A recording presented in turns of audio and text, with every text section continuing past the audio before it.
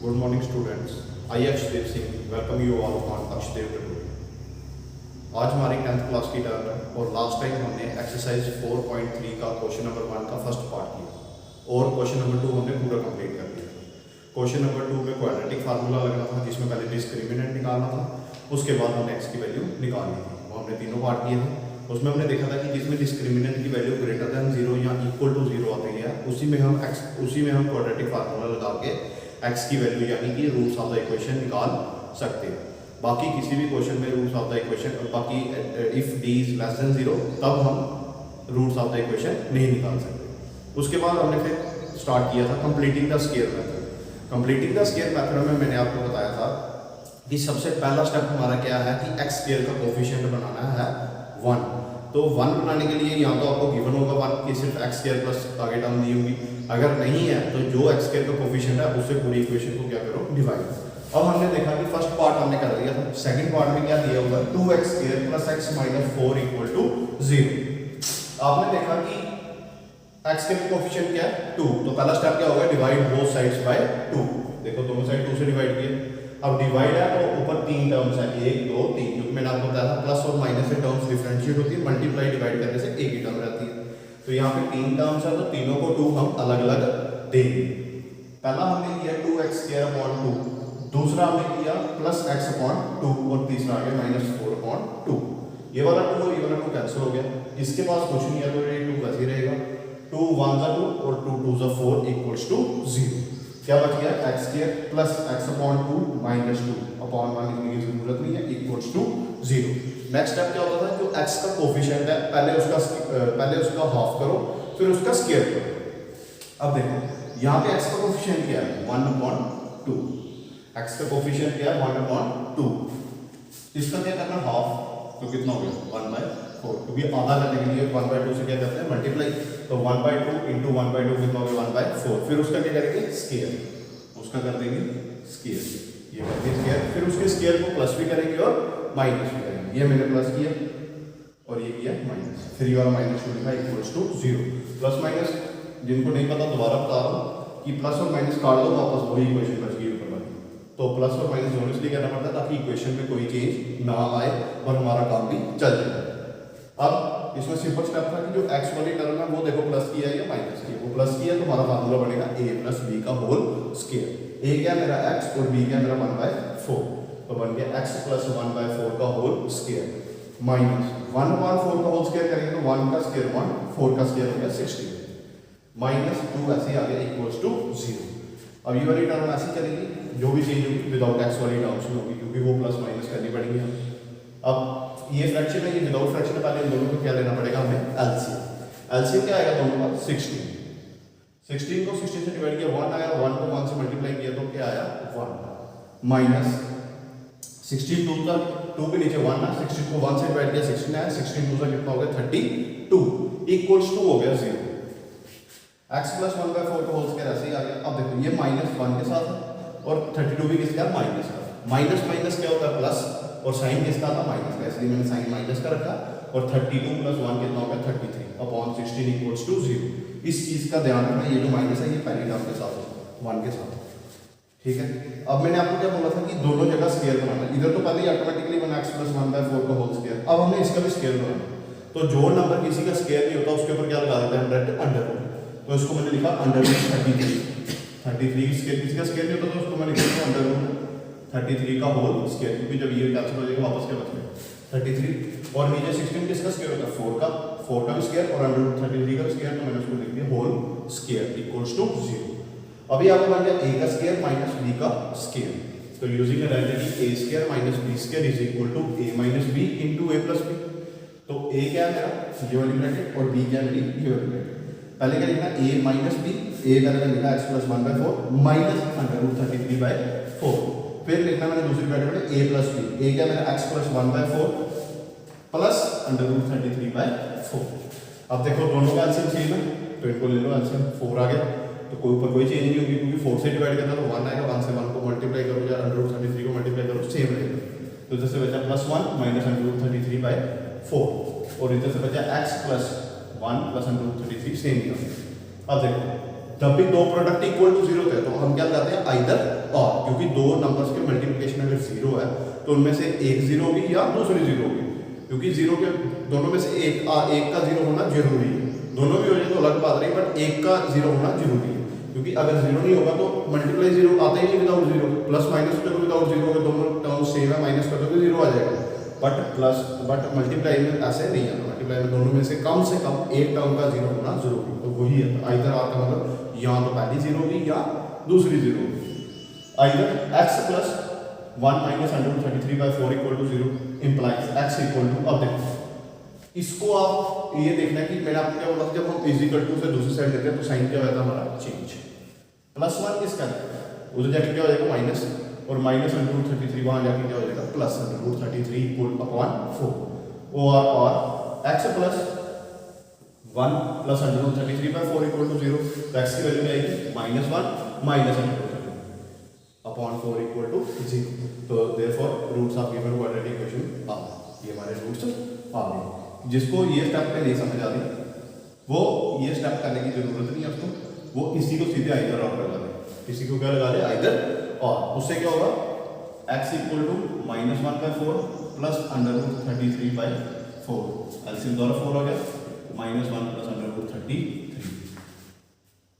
इसको आपने क्या किया उस साइड लेके इसको दूसरे लेके आइदर और यहाँ पे लगा दिया, इसी तरह वो भी दूसरे जगह दोनों माइनस के आ जाएंगे तो सेम आ जाएगा।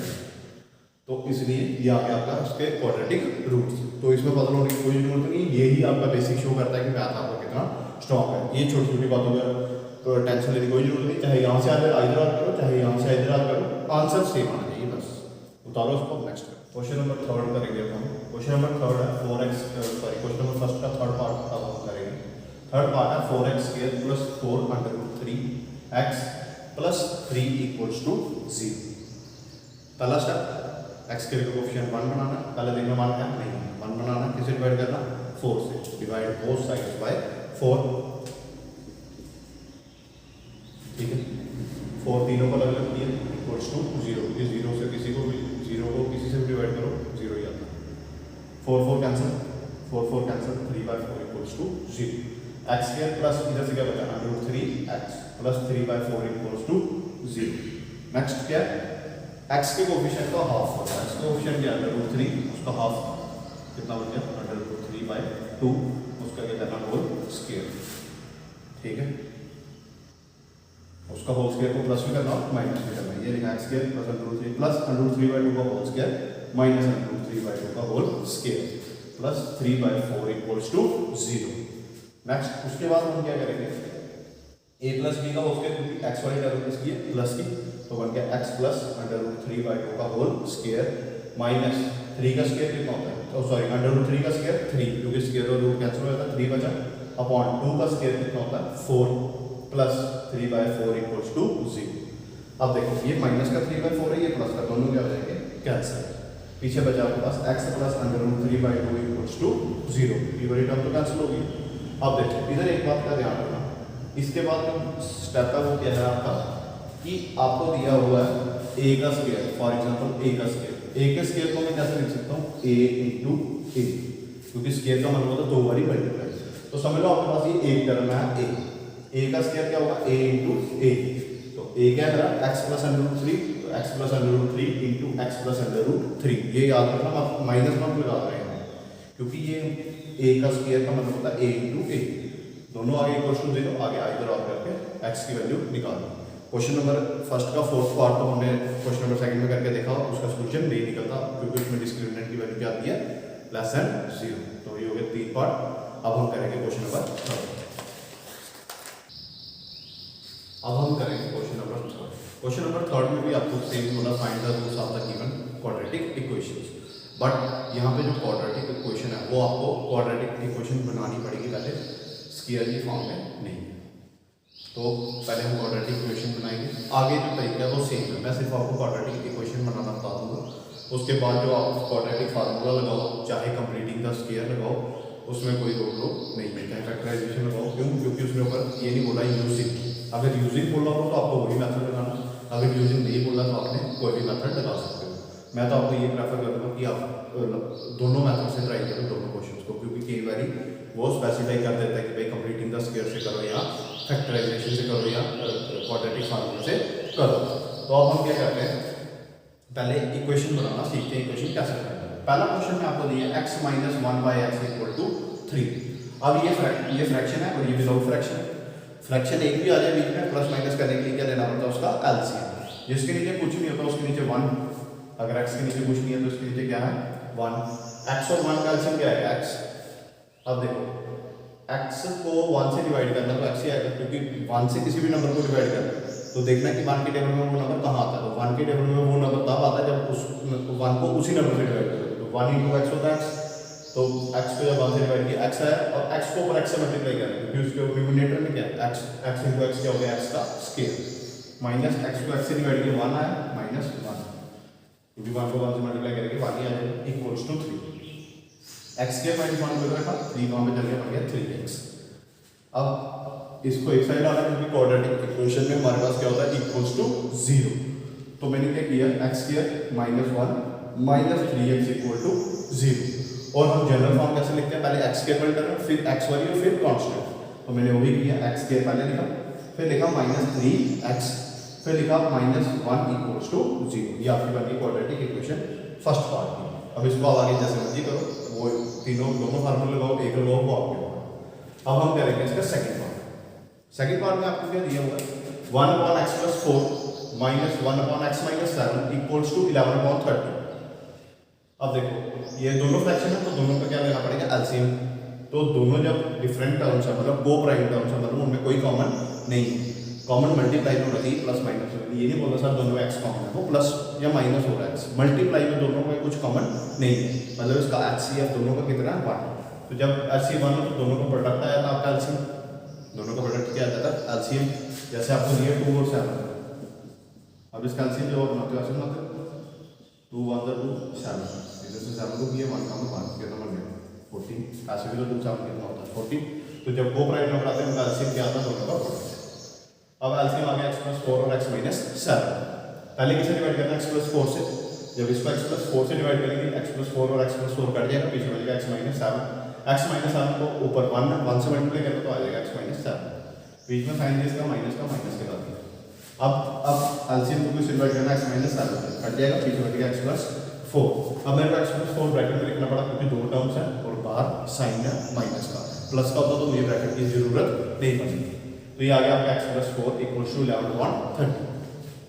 अब देखो इसको मैंने ऊपर ब्रैकेट खोली, x - 7 ऐसे जाएगा, अब माइनस दोनों के साथ मल्टीप्लाई होगा, -x बन जाएगा और प्लस -4 अपॉन।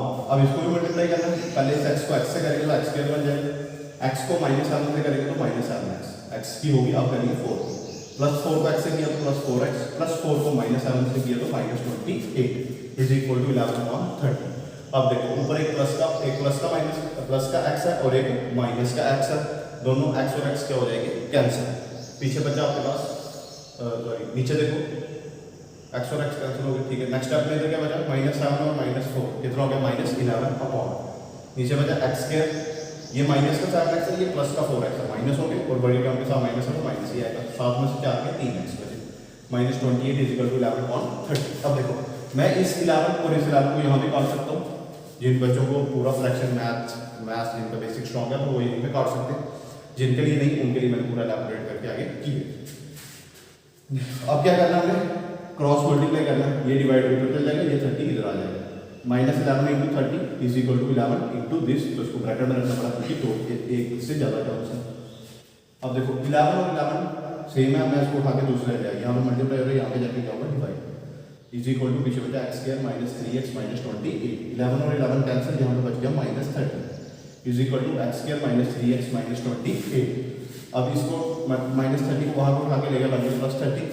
अब इज इक्वल टू 0 इस साइड लिखो चाहे उस साइड लिखो, कोई फर्क नहीं पड़ता, मैं उसको दूसरी साइड लेंगे, इधर बचा x² -3x, ये -28 है और +30 है, माइनस प्लस माइनस 30 में से 28 के पीछे कितना बचा आपके पास 2, तो आपका बन गया x² -3x + 2 = 0। ये आपकी बन गई क्वाड्रेटिक इक्वेशन सेकंड पार्ट की।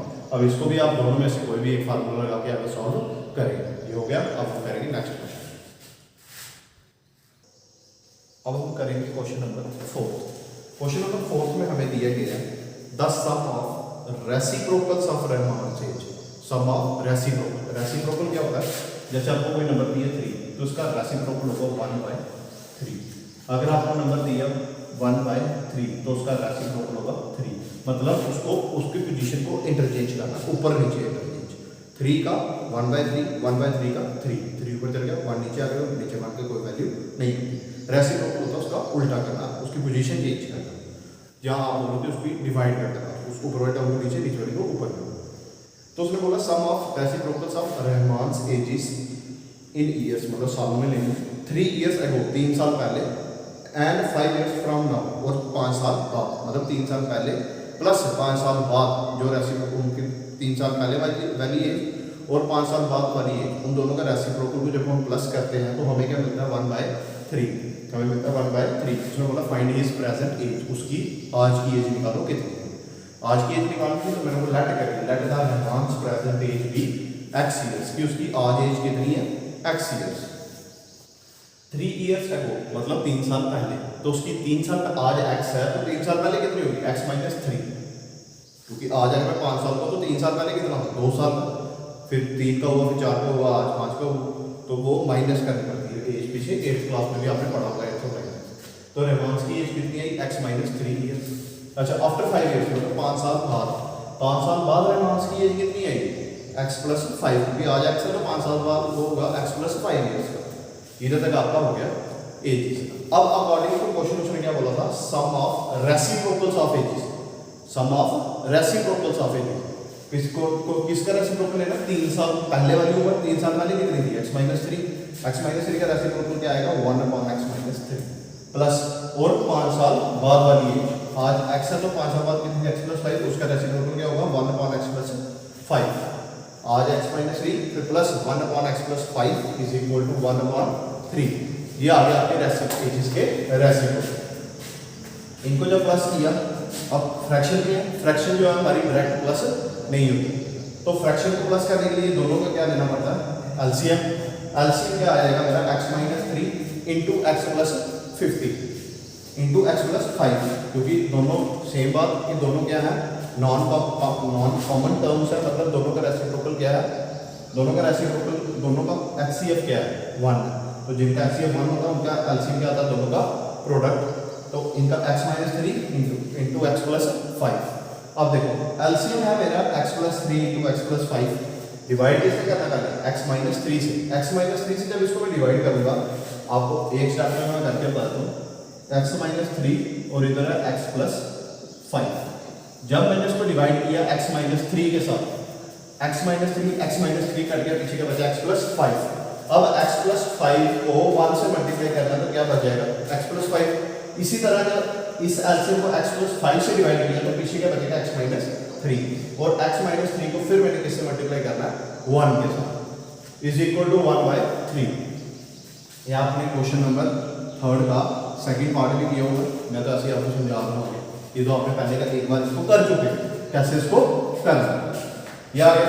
अब x एक ही है और एक ही है, कितना हो गया 2x, 5 में से 3 के पीछे बचा 2, और वो प्लस का 2, क्योंकि 5 किसका है प्लस का, नीचे क्या होगा मल्टीप्लाई, x को x से मल्टीप्लाई किया बन गया x² प्लस x को 5 से मल्टीप्लाई किया बन गया 5x, -3 को प्लस x से किया तो -3x, और -3 को प्लस 5 से मल्टीप्लाई किया तो बन गया -15, बन गया -15 इज इक्वल टू 1/3। इसको ऊपर ले जाएंगे, 3 को इस साइड लेंगे, वही द्वारा लिख दिया मैंने। अच्छा इसके बाद लेंगे ये x², 5 में से 3 के 2 बचे -15, 3 को इधर ले आए, इसको वहां लेंगे, ये 1 से होना तो सेम ही आ जाएगा, ये बन जाएगा 3 × 6x प्लस 3 × 6, उठा के दूसरी साइड लेंगे, ये आपकी बन गई इक्वेशन, ये आपकी बन गई इक्वेशन।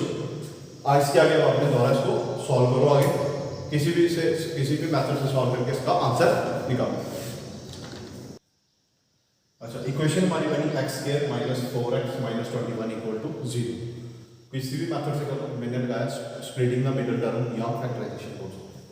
अच्छा क्या किया मैंने, मल्टीप्लाई करके बनना चाहिए 21, प्लस माइनस करके बनना चाहिए -4। 21 के फैक्टर है 7 और 3, 7 3 21, और 7 और 3 को अगर मैं माइनस करूंगा तो मेरे को मिलेगा 4। अब देखो 4 मुझे किसका चाहिए माइनस का, तो मतलब दोनों में से एक टर्म माइनस की होनी चाहिए, और किस कौन सी होनी चाहिए बड़ी, क्योंकि जब माइनस करेंगे तो बड़ी टर्म का साइन आता साथ। तो x square minus 7x plus 3x minus 21 equals to 0। दोनों में से क्या कॉमन लिया, x पीछे बचा x माइनस 7, दोनों में से कॉमन लिया प्लस 3 पीछे बचा x minus 7 equal to 0। Implies x minus 7 दोनों में कॉमन, पीछे बचा x प्लस 3 इक्वल टू 0।